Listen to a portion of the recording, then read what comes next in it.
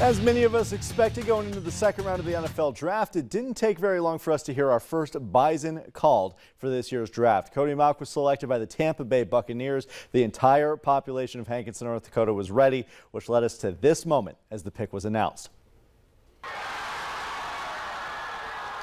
Hankinson celebrating one of their own making his way into the NFL. The draft party was watching each and every pick anxiously to see where their homegrown star would go, and they finally got their answer at the 48th overall pick. The Bucs actually traded up with the New England Patriots to grab Cody at that spot. Mauch becomes the third Bison offensive lineman picked in 3 consecutive years. He's the highest selected offensive lineman in the history of NDSU football. The 6'5", 300-pounder from Hankinson, who joined North Dakota State as a walk-on tight end, was also the first non-Power 5 player picked this year. But the newest Buccaneer says the coolest part of this dream experience was the support he had from his hometown. That's what was so cool about it was, exciting times, but to do it with all the people that mean everything to me, from family, friends, people in the town, just all over the place.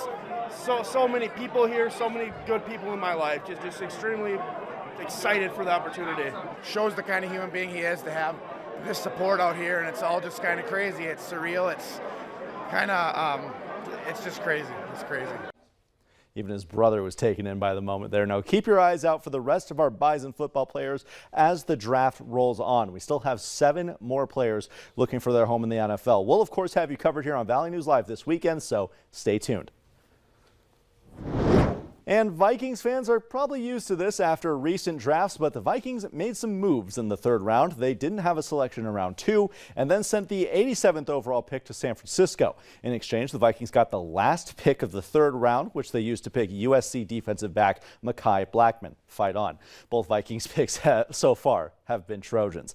As they also got a 5th and a 7th round selection. Those will be the 164th and 222nd overall picks. The Fargo Force with their first playoff game at the Clark Cup, hosting Tri-City. Fargo opening scoring in the first period. Max Swanson with the feed over to Owen Mellenbacher. The back door is open. The Force finished the first period with a 1-0 lead.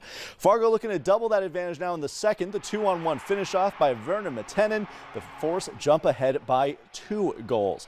Tri-City would grab their first goal early in the 3rd to cut that lead in half, but the Force aren't going anywhere. Boris Skalos gets a hold of the rebound and fires it right back where it came from to re-extend the Fargo lead.